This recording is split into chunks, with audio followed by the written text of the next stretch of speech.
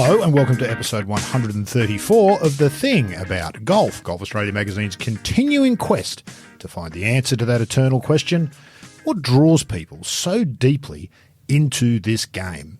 Well, I can tell you after 133 episodes that there is no right or wrong answer to that question, but one of the things about golf is that you can choose which part of it you love most.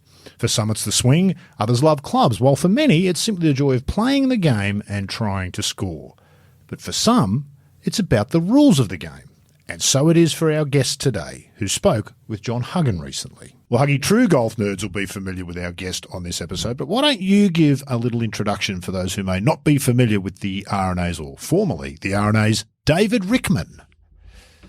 Yeah, well, if you've been paying attention, close attention to watching tournaments all the way up to the Open Championship, certainly the majors, over the last 20-odd years, you'll have noticed David Rickman now and again. He's the guy with the blazer and the tie and the jacket. You know, he's very much, I hope he doesn't mind me saying this, he's very much an establishment man. Mm-hmm. He's perfectly suited to working for the R&A. But he's been the rules guy. He's been head of the rules department in the last few years.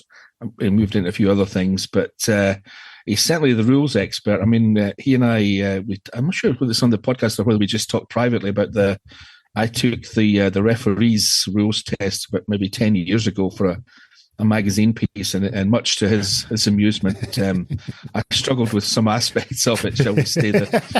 In my defence, the plan was for me, as someone who'd played golf his whole life, to go in there and without doing any preparation, just see how I would get on in that environment with some, obviously the basics are covered, but there's some weird and wonderful rules. And David's got some great stories.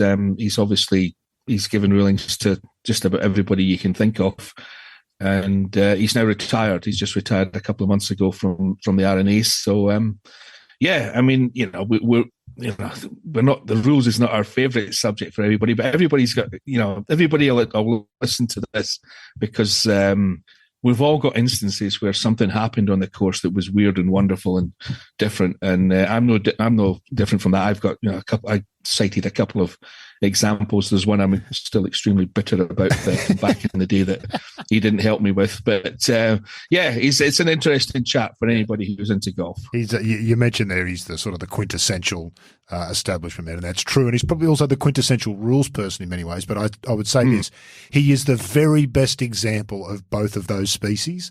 Some rules people and some establishment people aren't particularly good to spend time with. He's not one of those, is he? He is passionate about the rules and passionate about the R&A, and he's fantastic to talk to. Yeah, he's a good. He and I, we're from very different worlds. I mean, he's, as I say, he won't mind me saying, I don't think that he's the ultimate establishment man, and I am very definitely not that person.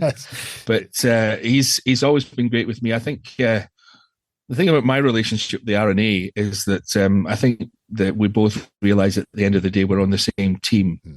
We all want what's best for golf, and I think David is a perfect example of somebody who epitomises that. Yeah, very much indeed. Is it just me, Huggy, or is his voice and accent a magnificent combination that you could listen to comfortably for a long time? He could have been great as a television commentator. I think, imagine him doing some of those essays or even Alice-like commentary would be fabulous. Yeah, no, absolutely right. I mean, I keep going back to this, but he's if you were to make up an identikit picture of the golf's establishment figure, it would look a lot like David Rickman. Yeah, indeed. Well, people will now have some picture in their mind, Huggy. They're going to have to listen to find out if it's true, and I think they might be surprised. David Rickman, terrific stuff. Thanks for joining us to have a quick chat about it before we hear from him. Yeah, my pleasure. Okay, welcome to the latest edition of the Thing About Golf podcast. Unusually, I think, my guest this time around, when I do these things, I often know the answers to the questions before I've asked them. But I think on this occasion, especially the subject matter that we'll inevitably get into, that David Rickman, formerly of the R&A Rules Department, knows far more about the subject than I do. So David Rickman, what was and is the thing about golf for you? I think as a sport, it is, what do they say, endlessly complicated and deceptively simple. Yeah. And for me, it has been really a lifelong fascination, not just as a golfer, But throughout my working life, it has been my job to help write the rules and interpret them, both at club level, but also at the highest level. So it's been everything for me. Is it the classic, or maybe it's a cliche almost, is it the metaphor for life that everyone claims that it is? I think there is some truth in that. It's a bit corny, but I think it's pretty accurate. It's about dealing with what happens out on the golf course. Golf is not an inherently fair game. There can be uncertainty. There can be unfairness. And actually, I think that's a part of the enduring attraction of our sport, that it is very difficult to master. Even those who have, which I've never come close to, but even those who have, I'm sure anyone has. It's but temporary, usually. Some, the very best can master it for longer, but I think it's an extraordinary sport, and it brings together people from across the world of different nationalities, religions, ages, abilities. I think it's an amazing sport, and for me to have been involved in it as long as I have has been a real privilege. Well, let's do some This Is Your Life stuff just before we get into the meat of this. I'm imagining that you're at university and you're thinking to yourself what you're going to do with your career. What you ended up doing was it even on your list? Not in the detail that it was. I did a business degree and accountancy, and I think everybody else on the degree course in Edinburgh went and joined one of the, at that time, 7 CA firms, the big 7. By the time I left university, I knew that was not what I wanted to do. I'd been lucky in that during my time as a student, the 4 years, so at 1983, 84, 85, 86, I got a summer job with the RNA. So worked with David Hill and the team there, helping really with the off-course siting toilets and tents and marquees and all of that. Well, 6 weeks work in the summertime actually was wonderful. So that was Birkdale, St Andrews, 85 was St George's, and then 86 was Turnberry. So each of those. So having done that, I'd had a bit of a taste of it. I took a year off after university, went to Australia primarily, travelled there, did a bit of worked at the Australian Open. So it was a bit of a theme developing. Yeah. And when I came back, I was looking at I wanted to work in sport if I could, the business of sport. And I had 1 or 2 interviews in London with a number of firms there. But I was in talking to the RNA because, amongst other things, David Hill had agreed to provide a reference for me, having worked for him. And when I was in talking to him, he said, look, the RNA are looking for someone else to join them. Duncan Weir had joined in 1985, and he was now going to be specializing on championships, and they wanted somebody to work rules in the winter time and championships in the summer. And I suppose because of my work as a university student, I was a known face. I was something of a known entity to How much to did you know about the rules at that point? I would say I knew probably as much as any single figure golfer, which therefore was a bit thin, a bit mixed. So didn't really know an awful lot. So had to learn on the job. And in some ways, I think that helped me because I was very lucky. I worked with John Glover, a genial Irishman, the best boss you could have, hugely supportive, lovely man. And he gave me gave me a bit of time to find my feet and to learn on the job.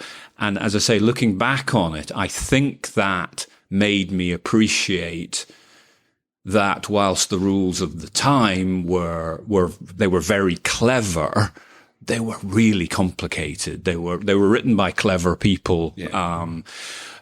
Strong legal element, and you still need that because they need a precision to them. But I think in some ways, based on having to learn them myself, I thought, okay, in time, we need to try and continue to evolve these, try and make them a little bit easier, more accessible, etc. Did coming in like that give you an appreciation for the level of ignorance that still prevails, I think, amongst the average golfers? Yeah, I think that's right. I think they were certainly intimidating, and I still think they can seem intimidating to people. I'm hoping that the digital world, the world of apps, all these sorts of things, the RNA Rules app, I think, is amazing. It's very pictorial. It's heavy use of videos. It's a much easier way to explain to people the rules. We've taken time as part of the 2019 modernization to try and explain the fundamental principles. Why do these rules exist? Because if people understand those, then they've got more chance to get the answer right. But is it still true that, I've always kind of thought this, and I think I mentioned this to you before probably in the past, but is there 5 or 6 rules that if everybody knew those, that would deal with 99% of what can happen on a golf course? There's always going to be weird and wonderful things that nobody can be expected to know, but the basic stuff. No, I think that's right. I think if people understand the fundamental premise that you play the ball as it lies, that's a very good start. And you need to essentially leave the course as you find it. In other words, if your ball is at the edge of a bush, then you need to play it from the edge of the bush. You can't tuck limbs of the bush behind you in an artificial way. And then there are some obviously sometimes when people can't play the ball as it lies, so you need to get into, well, if the ball is unplayable, what are my options? You need to know that. I'm trying to get you to can you name the 5, if there is 5, or I think that should know? I think you would say, play the ball as it lies, play the course as you find it. You'd say, okay, unplayable ball rule if you can't. You need to know what happens if you've lost your golf ball. And then there are a kind of collection of rules in which you are allowed free relief. So it might be from an obstruction, an immovable obstruction. It might be an area of ground that the greenkeepers are working on, known as ground under repair, or it might be a puddle, a bit of flooding, that sort of thing. If you can know those. And I guess the other rule, so what's that one? Maybe up to 7 now, is if you hit it into a water hazard, you and I would call them, we've renamed them in 2019 penalty areas. We're getting to that.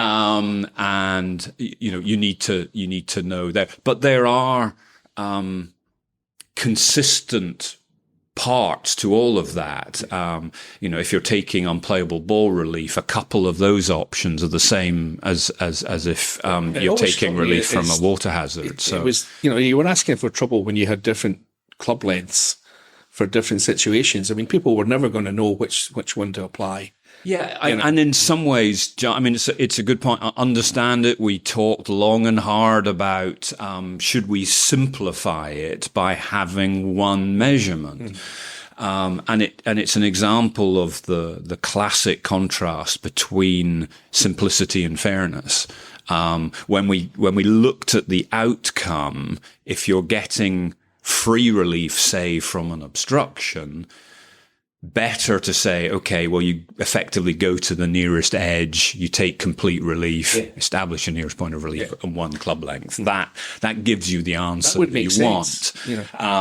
Whereas when you're taking relief from a penalty area, one of the options on a red penalty area is to drop within 2 club lengths. And, almost without exception, I'm always nervous with the rules to say always, but the situation is that if it's free relief, you're going to a reference point and taking 1 club length. If there's a penalty involved, you get a little bit more scope. So you get 2 club lengths. The concern about giving people 2 club lengths in a free relief situation, in all cases, is it increases the number of times in which you move from one kind of area of the course and to another, which people go wild about anyway when somebody is able to go from a bad lie in the rough to a good lie in the fairway. Get on the green sometimes. Yeah, and sometimes it's even, rough, but still in the rough. I think when Bob McIntyre won the Scottish Open,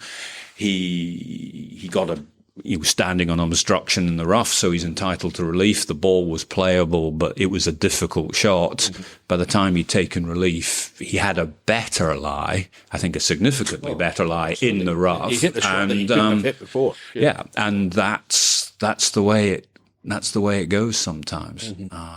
So that whole simplicity versus fairness is a very live, regular conversation when you're talking about the rules, particularly when you're trying to write the rules for everyone and you're trying to write the rules for a sport that is essentially self-regulating.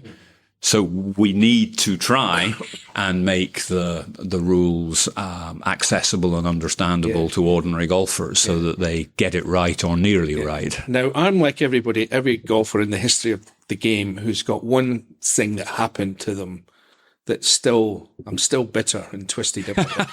and I still wonder, you can give me the definitive answer on this. I'll try. And hello, Fraser Dunsmore, who I played with in the Tennant Cup years and years ago at Killermont in Glasgow.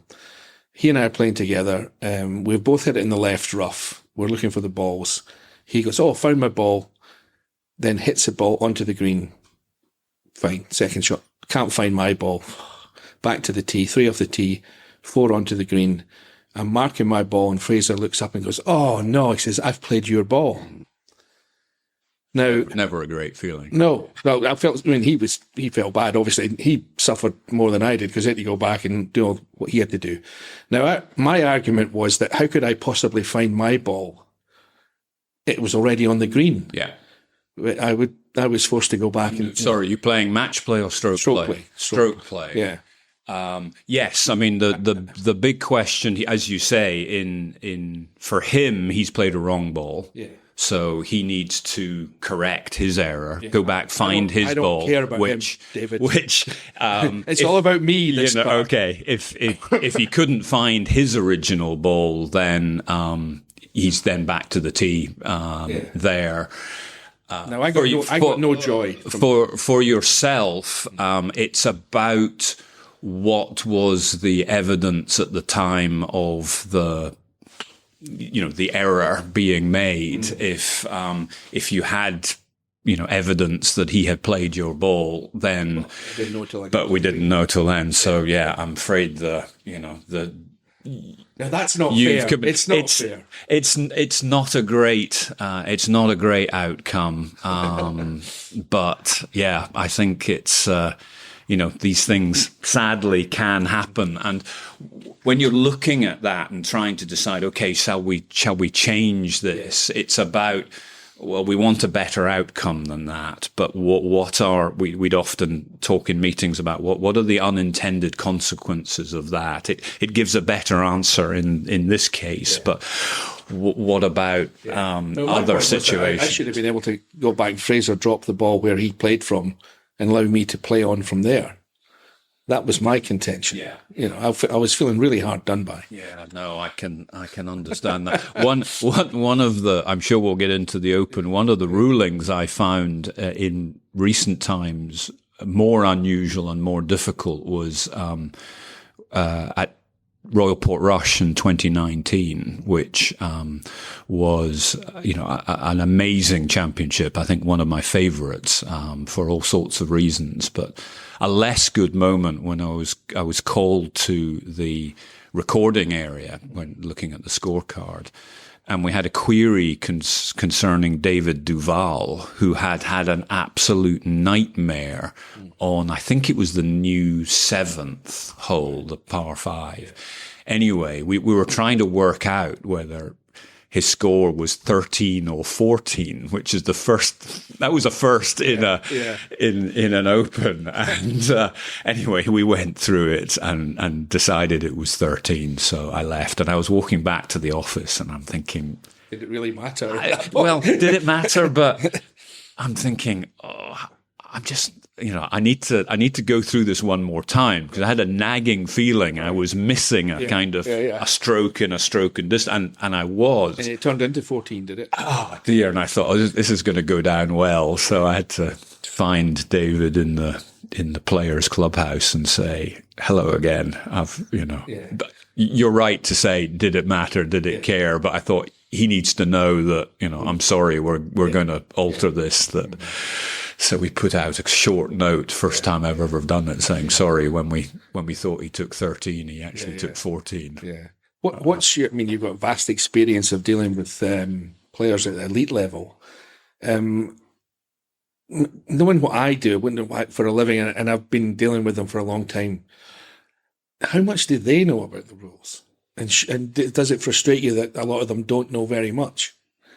I think actually a lot of them are increasingly good on the rules, and it's in their best interest, because if they know the rules, it's not just about, is there a penalty here or there? It's about what are my options, and therefore, if they get it wrong doing it by themselves, they're in trouble. And that's the reality now. Is that having a professional referee available, which they do on tour now. It's a no-risk situation for the player. So I get it. The only counter-argument that I think a number of the players who have taken the time to learn the rules is that it can delay play and it can throw them out their rhythm. I still think there is a benefit for players, because it's not always about penalties, as I say. It's about options, and therefore, if you know your rules, you'll potentially take a good option more often. Who are the players that really know what they're doing in your experience? Padraig's good. Yeah. Rory's pretty good, actually. Mm-hmm. Going back a bit, I people like Craig Parry knew his way around the rule book. He'd know it. I mean, a lot of them are pretty good, or they know enough. But as you say, the stakes are so high. The consequences of getting it wrong can be so, and you're playing for a living and all this sort of thing. You kind of think, look, I get it. But, I mean, I've been out and I've been shaking my head many times when they're asking for rulings for absolutely basic things. I mean, that's taking safety first to the nth degree. I think that's where there was a frustration. I know, it'd be a few years ago now, the great John Paramore and Andy McPhee, two, of the world's best professional referees, great guys, very, very knowledgeable. And I know they worked hard to try and, they'd always go and answer a call, but if somebody called them to a ruling that they felt they really need to know the answer to themselves, they would, contact them after the event and invite them for a bit of one-on-one. Should the players be made to take some kind of test, a basic test? Well, I think some of the tours, have done things like this in the past. I think the LAT, I think it is voluntary. I think that's probably the right approach to continue to make it available to people. We've had a number of caddies have come to say Atar's Fanny Sunnison, the most obvious answer. She was somebody who thought, I to do my job the best. Fanny came to the. You probably, I'm not sure you remember. I did that. Oh, I remember. Yeah. I mean, Peter Dawson at the time was greatly amused at some of the things I was trying to work my way through. But the way I was doing it for a magazine piece, And the deal was that I would do no research or swatting up beforehand. And I would go in as somebody who'd played golf his whole life and just see how much I knew and how much I didn't know. I remember that. And I remember speaking to John Paramore at the time. He was there as part of it. And I said to him, how am I going to do here? And he said, well, he says, I reckon you'll either just pass or just fail. Or you'll know all the basic stuff, which I did. Yeah. But it was all the weird and wonderful things about under bridges and all that kind of thing. He says that you'll be guessing at that, and I was. And I failed by 1 point. And I always felt a bit bad about that because the first section was you had to name which rule number. Okay. There was 10 of them. Yeah. And nobody told me about that. I mean, I could have at least baited up on that. And I got 1 out of 10 for that. I just put any number, obviously. And so I felt a bit hacked off about that. But anyway. But that's what happens when you do absolutely no work. Exactly. And I never did get to write the story because the magazine I was therefore went bust. Okay. And I'd like to do it again because things have changed hugely since then. You should. Yeah, I mean, I'd like to. It's interesting, as I say, because I've played golf my whole life, and it was amazing what I didn't know. Yeah, the hope would be. I mean, a lot of the work in the 2019 rules, the modernization process, was about trying to strip the rules back, kind of go back to basics, remind ourselves of the core principles, the traditions of our sport, be faithful to those, but write it in a way that is more understandable, to strip out where we can either inconsistencies or technicalities where we think, well, look, on the putting green, the conditions are really all the same. If somebody causes their ball to move, there's not a harm here. Just put it back. So, excuse me, things like that would lead me to believe that if you were to do it again in the same circumstances, you might do better. But what was the motivation for this? The big change in the terminology and the language and all the rest of it. Was there something that brought it to a head, or was it just a general feeling that we need to make this easier for people? I think that had been a feeling for a while, and there. Believe it or not, I mean, the rules of golf have traditionally changed on a 4-yearly basis, but by the time one rule book is settled in, you've probably got a season, so you're kind of 1 year in. The whole process of printing and distributing a rule book can take almost a year in itself. So a 4-year process suddenly becomes 2 active years of review and consideration.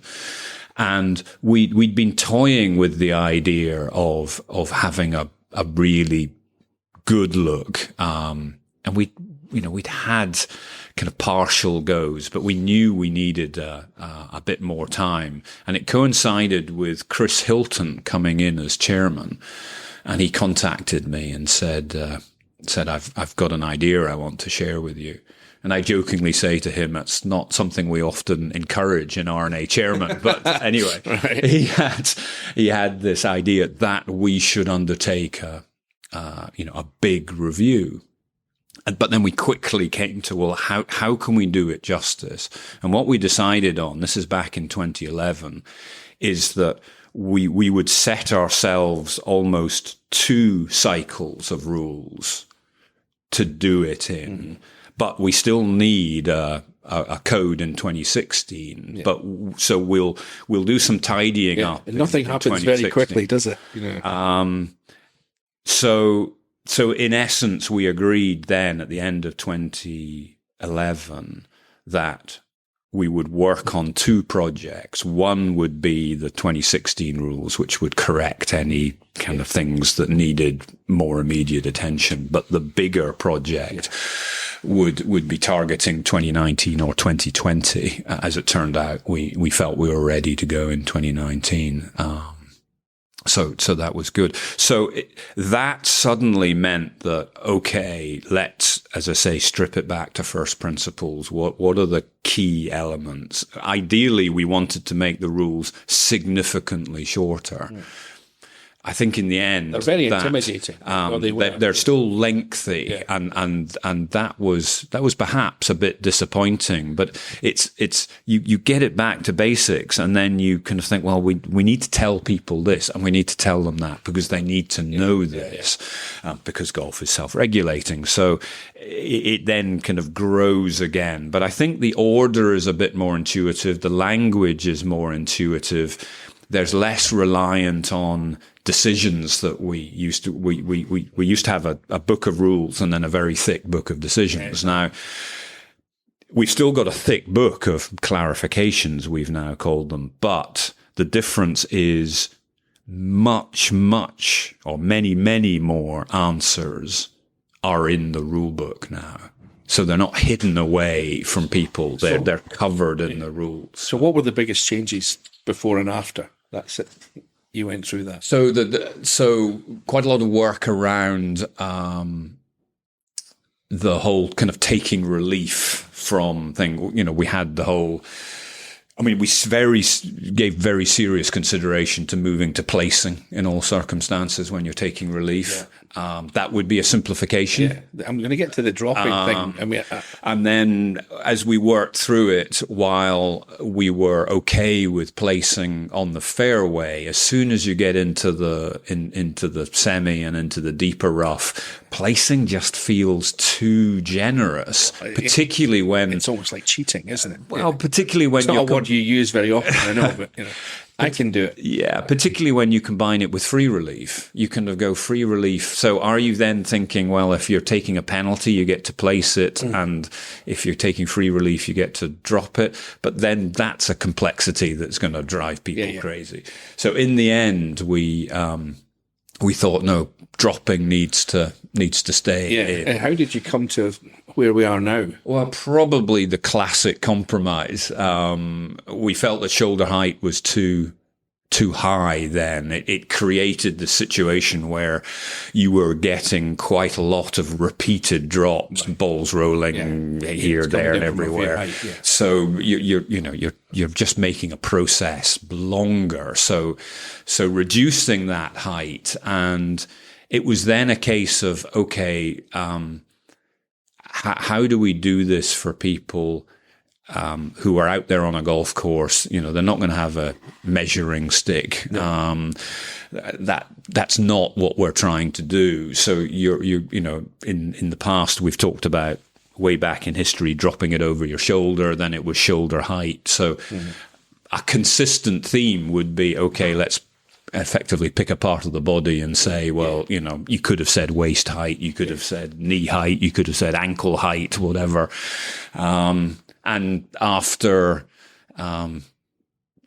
fair amount of discussion, we settled on knee as giving us that precision that we need. In other words, if you're dropping it in a relatively small area, you want people to hit that, and you have that ability. But how much we don't want do you it get from knee height? I've seen people get penalised for not doing it properly. And, I mean, I think we've said in the rules now that as long as it's it's kind of a reasonable,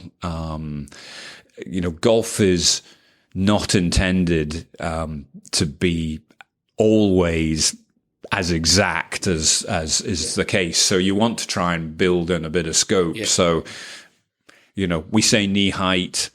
If it's closer to ankle height than knee height, then that's probably not good enough. Yeah. Similarly, if it's closer to shoulder height than knee height, that's not good enough. But, I mean, again, certainly when I was refereeing, you'd want to be on that, but you can usually tell when you're applying the rules whether it's making any difference or not. And if it's making a difference, then you get it spot on. Yeah. If they're taking relief in the fairway, everything's kind of the same. Everything in the drop is fine, and you're thinking that's a tiny bit too high or too low. Yeah. I would just carry on. You mentioned refereeing, which I wanted to get into. I mean, how much pressure is there, or how much did you feel refereeing at the very highest level? And, you've done it in Ryder Cups and President's Cups and Open Championships and Masters, whatever. I mean, the world is watching. Yeah, when you appear, I would certainly say it is pressured. You try, and I adopted a number of different kind of methods to try and cope with that. One is preparation, and so that that might start with reminding myself of the rules over the month prior to a big event, just flipping through, reminding myself what is said. Then it's getting to the venue early, make sure you know the course, and also, what's over that bank of trees, and, is the clubhouse in? But I mean, some of the weird stuff that you think the chances of this happening are very small. Yeah. But you don't want, ideally, to be seeing somewhere for the first time in a live situation. I was going to ask you, have you ever arrived and thought, "Oh, I'm not quite sure what to do here"? I mean, there are times when the event, when the incident develops. I've talked in the past about one with Tiger at the Masters, and ball rolled up against a rubbish bag just off the fairway, and you're thinking, okay, this is easy stuff. It'll probably, move the rubbish bag, and the ball won't even move. But anyway, calls for a ruling. Steve Williams is on the bag, and I say to him, look, put a mark. Don't lift the ball, but put a mark down just in case it moves. And you want to get that order. You know where to put it back exactly if it does move. Yeah. But you say, don't lift the ball first, because we've had cases where we said, put a mark down, and somebody's marked and lifted it. And you go, well, I didn't ask you to mark and lift. But anyway, so I thought, we're not going to have any of that. Yeah. Don't lift the ball, put a mark down, and away we go.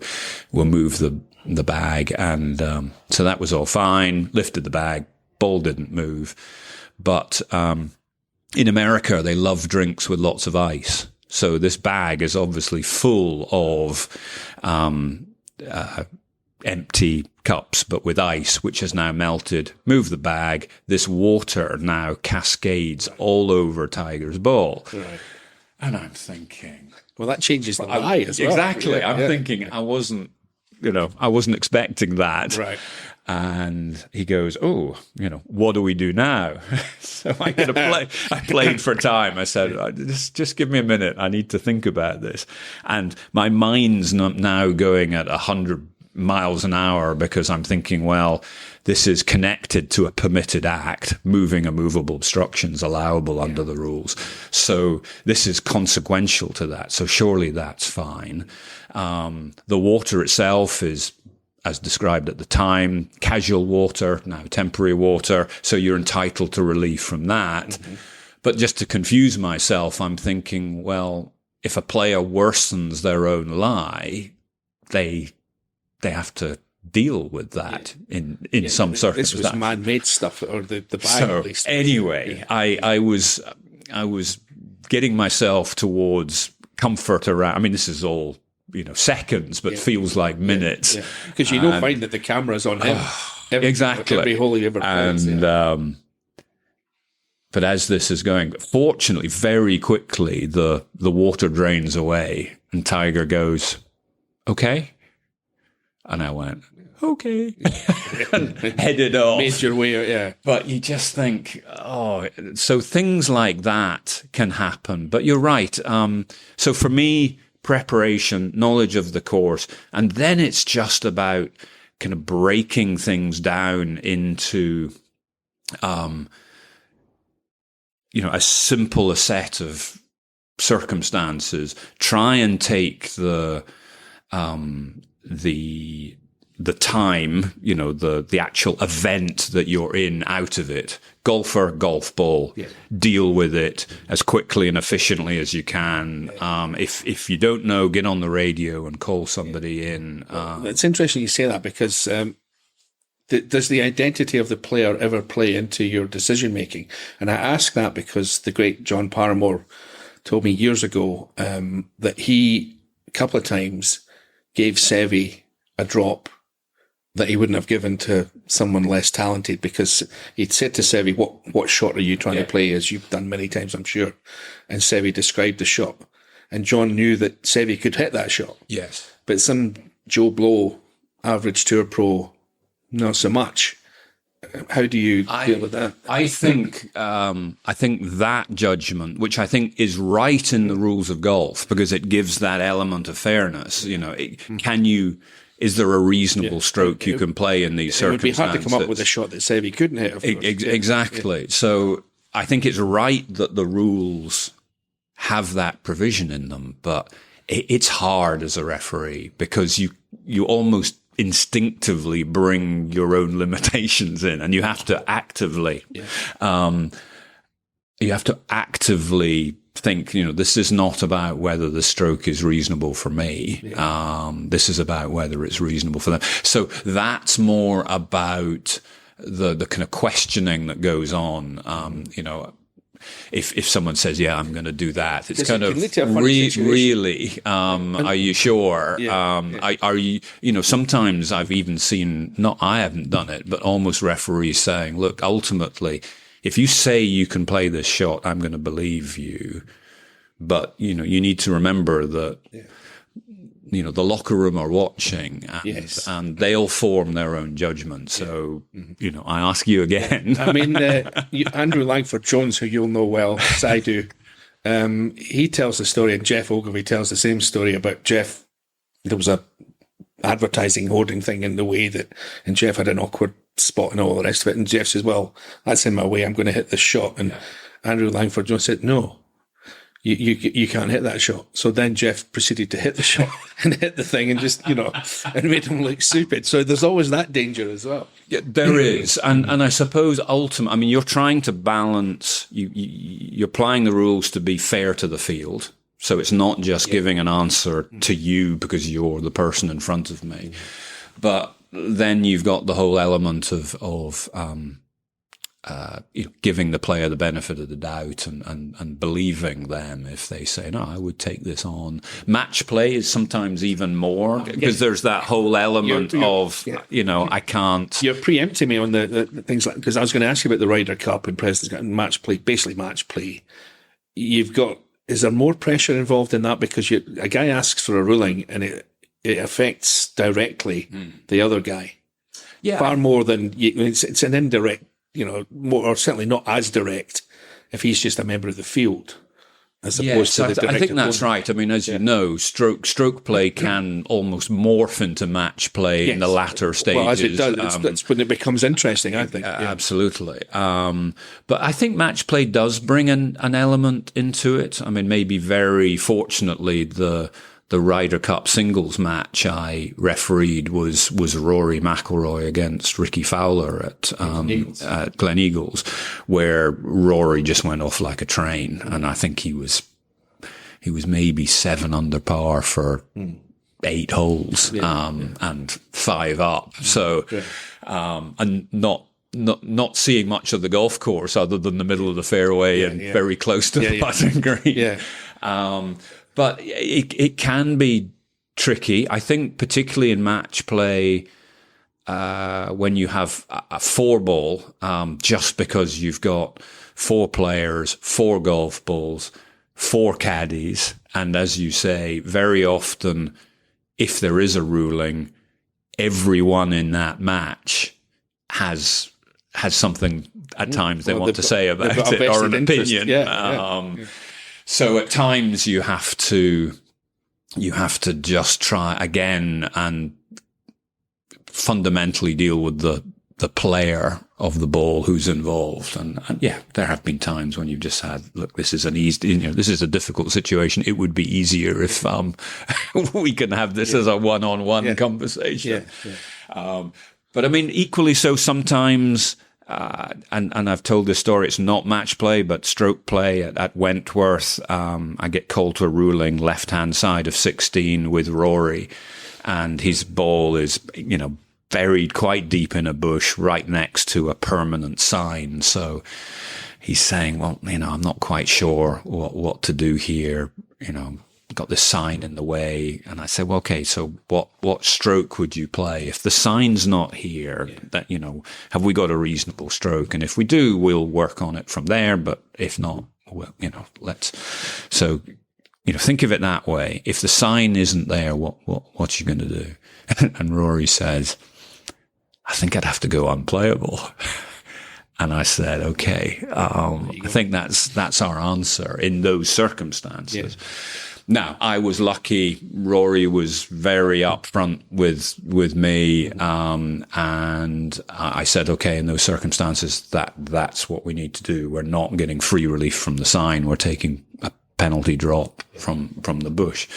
And I think it was televised at the time. I'm told, I didn't hear it, that Ken Brown described it as the young McElroy. So it's a few years ago. Right. Young McElroy had failed the cross-examination. But I did say to Ken, I said, I'm not sure I would describe it as a cross-examination. But so, I think, I do think it's a wonderful thing about our sport that, even under the greatest pressure, you'll get an honest answer out of it. Well, you say that, but a few years ago, I think I've probably mentioned this before on these podcasts, I did a anonymous player survey for the now defunct Golf World magazine in this country. And one of the questions was, I talked to it was between 40 and 50 European Tour players. And one of the questions was, have you ever seen another player cheat in a tournament? 95% said that they had, which was very disillusioning for me, certainly. But it didn't surprise me that much. Yeah. Have you ever seen it? Ever had to deal with it? I would honestly say I have not seen it. Mm-hmm. I think, without being pedantic about it, maybe then will be pedantic about it. It obviously depends on how people interpret the word cheat. That's actively knowing what the right answer is and deliberately doing something that is wrong. I think that, there are times when people are either surprised by the outcome or surprised by what players say. I think the number of times of active cheating are very few and far between, but in the annals of history, there are cases that have been proven to the extent that they were examined. Yeah. But they're, the vast majority, my experience with players is that they have ultimately wanted to do the right thing. And usually you go and see them, they've either been in an unfortunate situation, maybe unlucky. They're not always in the best frame of mind. And I'm always amazed how, professional and polite they are, because they're now standing in the middle of a forest, ended up there either by a bad shot or a bad bounce, and you're rocking in, trying to get them out of this hole. But they're not in the greatest frame of mind sometimes when you see that number them. Doesn't surprise you, or does surprise you? Oh, it does surprise me. It surprised me that it was that high. Yeah, I think there may be might be many false positives in there. Some of them were asked for specifics, and some of them were involved in, where to drop if you crossed the line of a hazard. And guys felt that the other guy involved was making it, I'm sorry, that didn't cross anywhere near there. Sort of thing, I think that's right. It's a slightly grey area. That. Yeah, I think there's. This again gets back to the importance of the integrity of the game. Players, trying to very often assist each other in determining, where did it cross? You're not dealing with fact. You're dealing with, best judgment. That's what the rules require. And I think that's right. There are times if somebody applies their best judgment, that's all you can do. It sounds as though sometimes people think that maybe the judgment's not the very best, but, have you ever seen in match play some legitimate gamesmanship being played by someone and having a wee smile to yourself? You see what he's up to there, kind of thing. Not in matches that I've seen. I've certainly seen players. I suppose maybe the only time I've seen players either, playing fast or playing slow, trying to alter the tempo of the match. But that's almost legitimate, isn't it? But and obviously if it got to a stage, which it never did, but if it got to a stage where a group was actually, out of position, then then there are other ways to intervene. No, I've not had any cases where. Yeah. You're very good at preempting my next question, which is there any solution to slow play? I mean, you guys have been banging your heads off a wall I'm sure, for years now, and it's not getting any better. In fact, it's getting worse. And men, women, top level, I mean, they're all as bad as each other, it seems to me. And the length of time it takes them to get around is nothing short of ridiculous. And as a product, as a business, people watching on television, watching live, I mean, I'm pretty much old and cynical, as you well know, but it's become almost unwatchable live for me. And television can obviously cut around, and eliminate a lot of the faffing around that they get involved in. But is there a solution to this? I mean, is there anything you can do? I mean, you hammer on them with shots is the obvious answer, but it's not easy to do that, or you would have done it by now. Yeah, I think there has to be an answer to it. I'm sufficiently bothered about it and have been for quite some time that I think to say there is furrowed your brow. Well, for us to turn around and say there's not a solution, I think would be hugely disappointing apart from anything else. But I think the most likely short-term solution is when the players themselves collectively get on board to the extent that you can perhaps be more stringent than we've done before. They give you the power. A little bit. Yeah. I mean, it's been interesting. We wrestled with trying to reduce the use of green reading materials from a rules point of view, and we had a number of options. The simplest one is that you can't look at anything, and the trouble was that was felt to be kind of too draconian. Well, actually, the players in the last 3 to 5 years have gradually moved to a situation where they think reading of a green is a skill and therefore supported, a reasonably strict set of regulations. And that then has enabled them to come into force. I'm hoping that something will ultimately happen along those lines. Because the trouble is at the moment, you're kind of a bit of a traffic warden. You're looking for gaps. You need people, and even when you've got quite a lot of resource, it's quite a big area to cover over a long period of time. And there are some times when it's legitimate people lose balls or need rulings, and so it's. I think it is most likely to be solved almost when it becomes a sufficiently big problem for the players and the tours and the management to go, look, we need to do something here. You're incredible. I mean, it's such a battle, but there are players who I know have got different pre-shot routines depending on whether or not you guys are watching. I mean, I caddied years ago for Mike Clayton in a show at Royal Melbourne in must have been the Heineken Classic, something like that. And he was drawn with Christian Sever.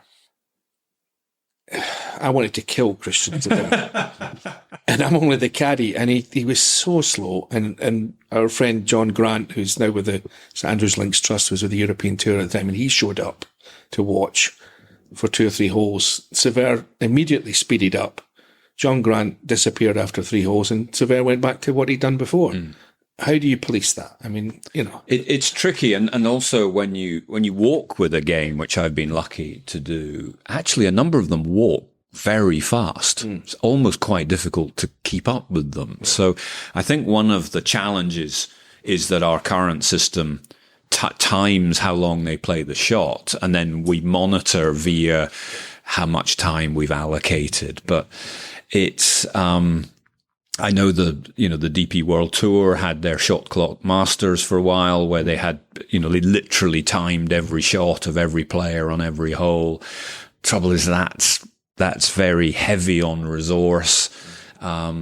Is there some way that technology can help this? You'd like to think so. Again, I haven't seen much of it, but the very recent innovation of in the last week or so with the big event in America, it was almost too quick. That's right. I mean, but they clearly did have a shot clock, and they gave people a certain amount to play. Interesting whether that kind of triggers any thoughts that filter into the game, but certainly if.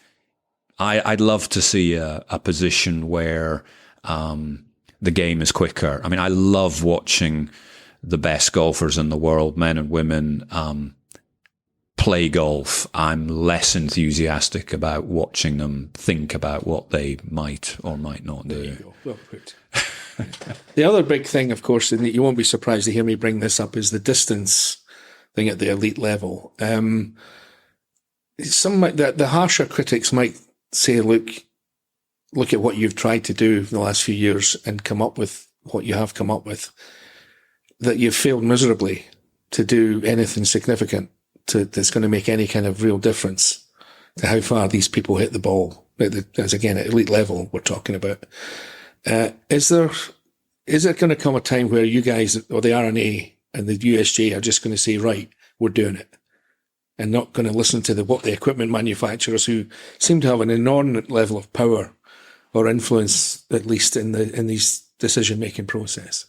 Well, certainly the project that we worked on, the ball project, was a very long and the most extensive governance review I've been involved in. I think it's been right and appropriate that we listen hard to everyone who has a legal aspect, has a view on this. You need to be able to, if it goes to court eventually, you need to be saying, right, we did everything. Also, I think more fundamentally, we want to make a decision that we can stand behind and that we truly believe is in the best interests of the game. What's best for golf? You've talked to Peter Dawson in the past. That was a mantra that he drummed into us. That's what we should be trying to do. That's what we. Well, that's why the RNA exists. Exactly. In the business sense. Yeah. That's what we're trying to do. Lots of people have a view on this. Lots of people have a vested interest. I understand that. It's appropriate for us to listen to those. But ultimately, where do we think the game's going to be? Not necessarily today or tomorrow, but where is it going to be in 10, 20, 50 years? And the increase in distance has been kind of inexorable. It varies. Of course it varies, but it's still only going in one direction. From a ball regulation point of view, having gone through that lengthy process, that decision has been made, and therefore we're into this period of time that people have to adjust, make their plans. I mean, a lot of people tell me that know more about it than I do, that when we get to the point where the change is implemented, that we're going to be exactly where we are before you did anything. Well, is that fair? I don't know. I don't think that is fair. I mean, the impact across the game is going to be different, and that's been a deliberate part of the kind of the technology that we're trying to enable. In other words, it has a greater impact at higher clubhead speed. The vast majority of golfers don't hit the ball too far or too straight. As part of the exactly, and as part of this whole exercise, it's become very clear that a strong majority wanted the same regulation across the game.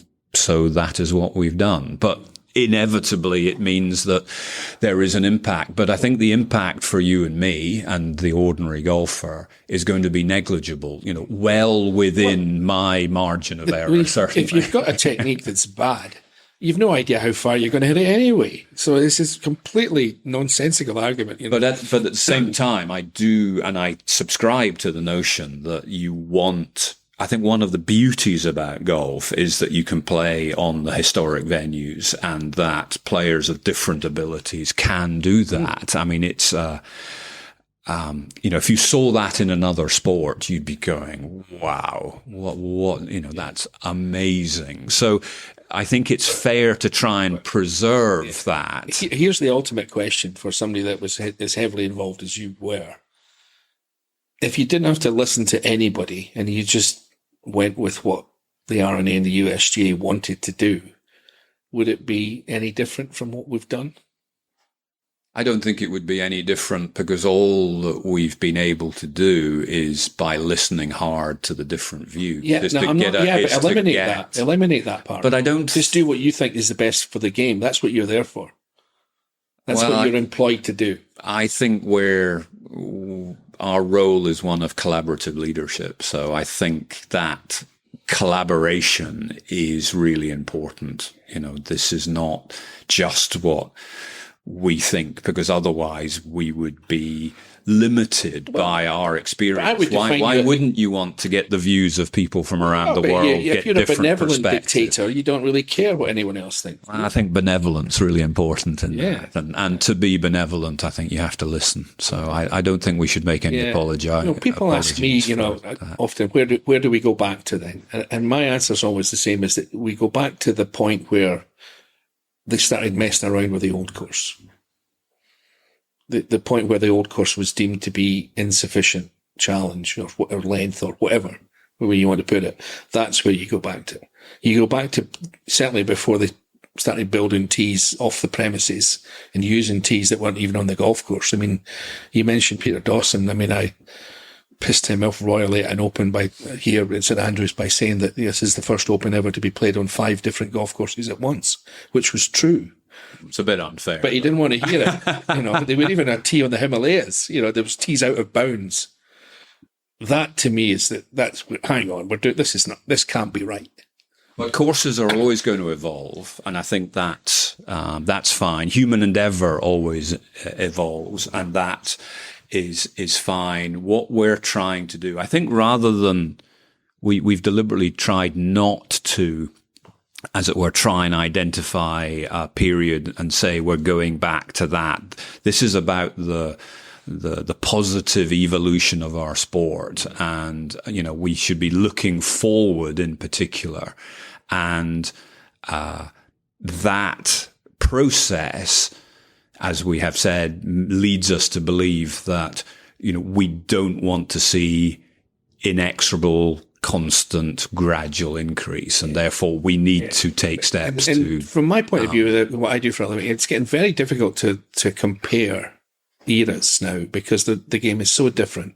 And I've had leading players from this year, modern players, come to me because they know I bang on about this and say to me that this is an insult to their level of talent, which completely misses the point. Of course, they've got the same level or maybe even greater level of talent than their predecessors.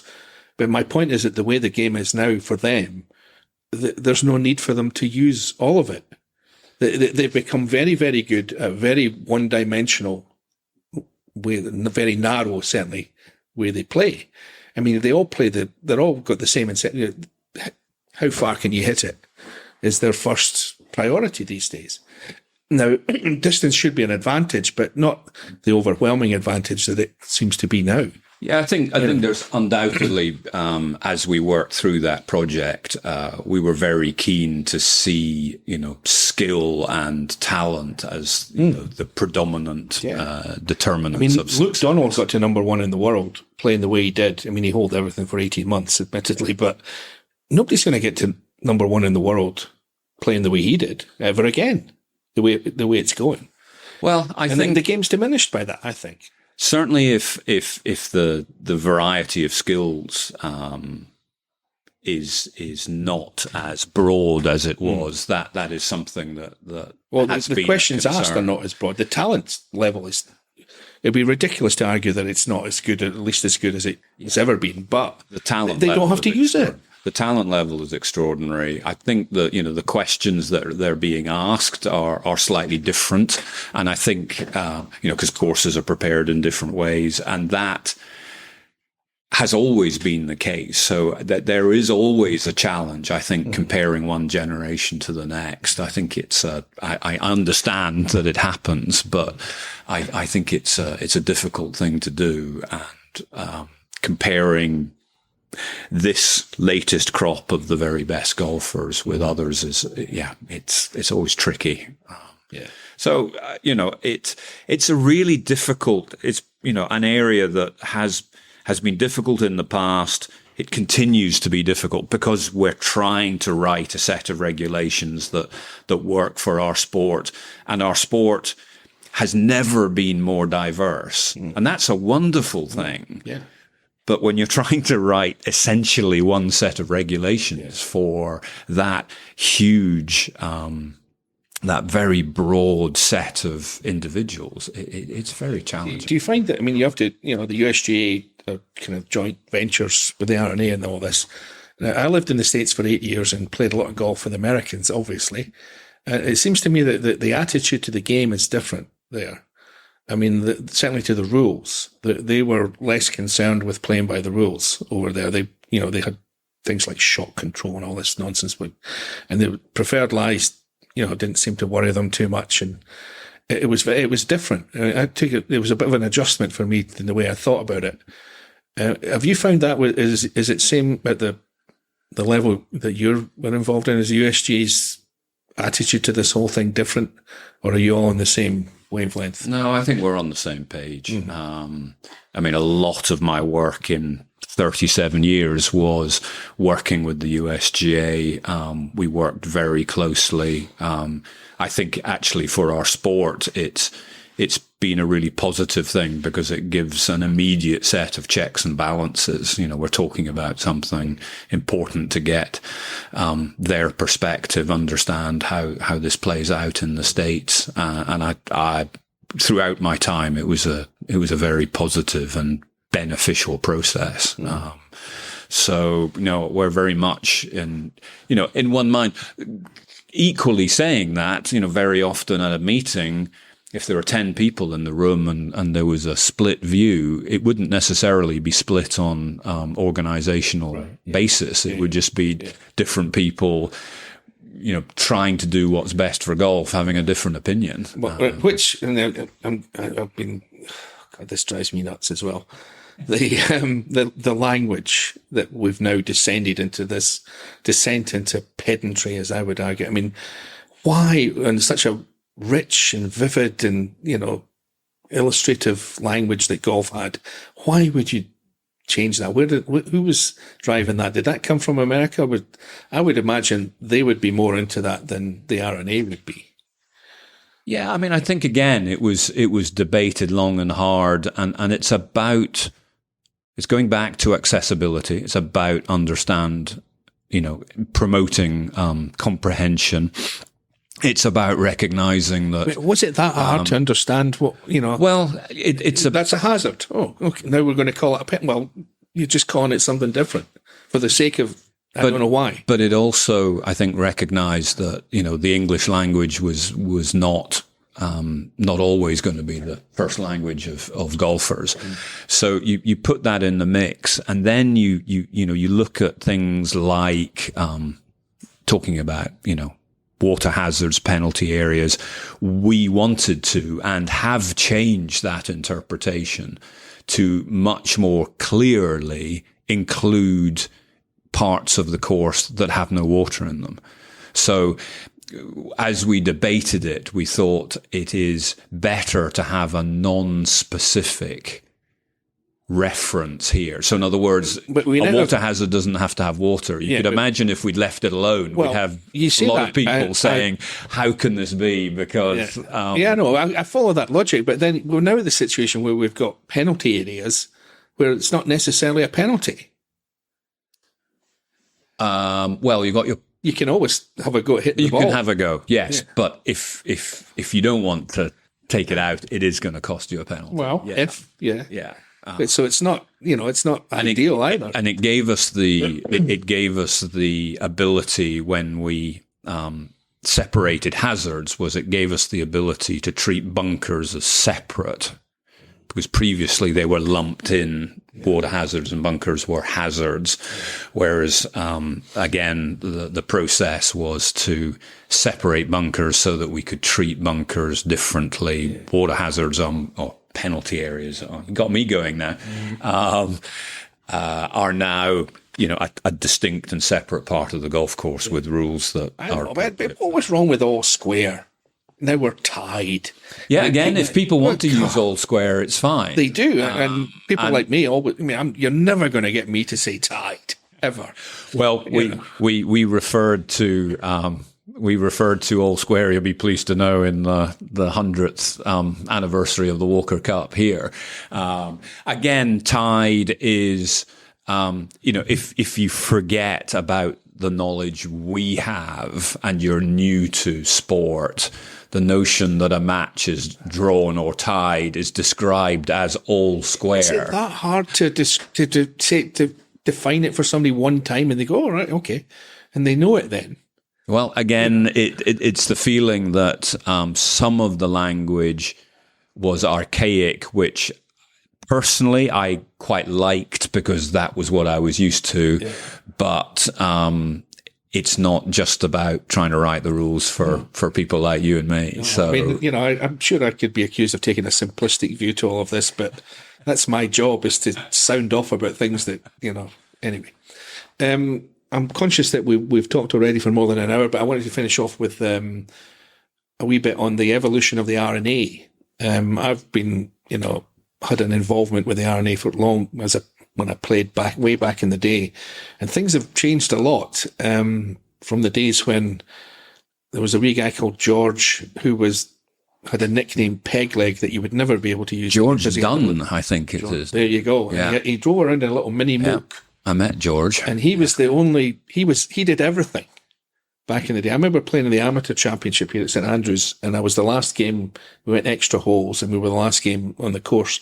And he drove us back in from the third green. We finished on the 21st, and he drove us back in his mini moke. He did everything back then. Now there's a vast army of people, to the point where I'm sure you didn't know the names of a lot of people you were working with. As chief of staff latterly, of course. Well, of course. I knew everyone. I forgot about that. You were Leo McGarry to any West Wing fans. How would you categorize it? Obviously, it's a good thing. I mean, it had to change. I mean, it was so out of date. Eventually, it was ridiculous. You had to become much more business-like. Yeah, it's evolved a lot. I've driven that moke. It was great fun. Yeah, I wish we still had it, but I mean, I joined back in the end of 1987. I think Margaret Thatcher was Prime Minister. Ronald Reagan was President of the United States. Phones were neither mobile nor smart. The internet didn't exist. Yeah. So it was a small organization when I walked through the door. It's now, more than 250. Mm-hmm. But obviously, a lot has changed in that time, and the organization has evolved a lot. Well, the image has certainly changed. I mean, and I speak as someone who routinely made fun of the soup stains, dandruff image that was long gone now. But that's a good thing, I think. Obviously, I mean, the image. I mean, I don't think it's completely gone, but that image has definitely changed a lot over the years. I think so. I mean, I was very fortunate to work with Sir Michael Benalek, with Peter Dawson, and more recently with Martin Slumbers, and I think all of them have made a huge contribution to our evolution. And I think it's a very special place. I think it does remarkable things. There aren't many, organizations like it now, which fundamentally is looking to try and, help the game develop. Since the merger with the LGU, we look after women and girls golf. Women in golf is a big push. A lot now being spent on development, and got boots on the ground around the world, looking to help our sport in all sorts of ways, and of course you've got the essentially what I describe as the DNA of the RNA, which is its championships and its governance work, and to be able to do that, we've now got as you rightly said, a lot of highly talented, skilled staff who are on the working on these various aspects. But then we still have the huge benefit of having, members of the club who love golf, who then bring at times a huge variety of professional skills, who can offer, strategic guidance and input into the work. Certainly that a lot of your membership still, in my experience anyway, I still get a lot of encouragement on the distance issue from RNA members saying, keep writing about that. Something has to change. I mean, they're an extraordinary group of people and have, done a lot in the past, and I'm sure in the future will do a lot to help us evolve, a very important kind of touchstone for us to make sure we're heading in the right direction. But yeah, things have changed a lot, but I think we are ever more professional. I think the amount of work that goes on behind the scenes is enormous. We needed to grow, particularly kind of commercially. IT is now very complex, very important, whether it be cybercrime and all this sort of thing. And then obviously since taking on the women's championships run by the LGU in the past, we're now running twice as many championships, and then you throw in events in Latin America and Asia Pacific. It's extraordinary what this place does. I know I'm not independent. I'm a bit biased, but I think it's a special place. And I do think what would you say to the charge which I've made that the Open, it's inevitable. I can't criticise the inevitable rise of the commercial side of things, and it's lost a lot of its charm for me. They took away the final qualifying on the Monday before, which I thought was one of the great things about the Open, and some being late on a Monday night watching playoffs to get the last spots, and things like that have been lost, and the merchandise tent is now this. I don't even go in anymore. It's so generic and overpriced, I would argue. That compared with what, the charm of, going around and seeing all the equipment stuff and seeing Jack Nicklaus buying cashmere sweaters and all that kind of stuff. A lot of that's been lost. And different times, of course. Absolutely. I get that. I know I can stand as an old fuddy-duddy, but I do think some of those things could have been preserved a bit longer or a bit better than they have been. And certainly from a media standpoint, it's become almost the least favourite week of the year in terms of access to players. And we now compete with the establishment, if you like. The RNA being a classic example, and the tours, they all have their own, media outlets and things, and they get far more access than we do in the general media. So there's a lot of downsides that I think could have been addressed better than they have been. Well, respond. I'm not sure I'm the right person to respond, and I won't be able to resolve all these matters. Not least, one, it wasn't my area, and two, I'm no longer employed by the RNA. But I would just kind of counter by saying, the world around us is changing. The Open needs to change with it. Oh, I'm not saying it stayed the same as it ever was, but I just think that. So it's always been lost. Always a question. It's not as charming as finding the right balance. And I've been lucky to see the Open, from a student, pick 84 through to 2024, so over 40 years, and I still think it's a really, really exciting world-class event that still kind of made the hairs on the back of my neck. Well, certainly from a golf standpoint of view, the links golf is the one thing that gets you away from the one-dimensional stuff that we mentioned earlier. or potentially can in certain weather conditions, especially. Yeah, and far more interesting to watch. Absolutely, and I think the commercial work that our team have done is of the highest ability. Very conscious about trying they're not doing to, their jobs perfectly. I'm saying, but not to impact, impinge on the golfers. Yeah. There'll always be things that we can improve of, but I think there's much to be proud of in terms of the evolution of the Open and the evolution of the R&A, and we continue to have high quality people there, so I'm sure that will continue in the future. That seems like a perfect place to stop. David Rickman, thank you very much for your time. Thank you very much.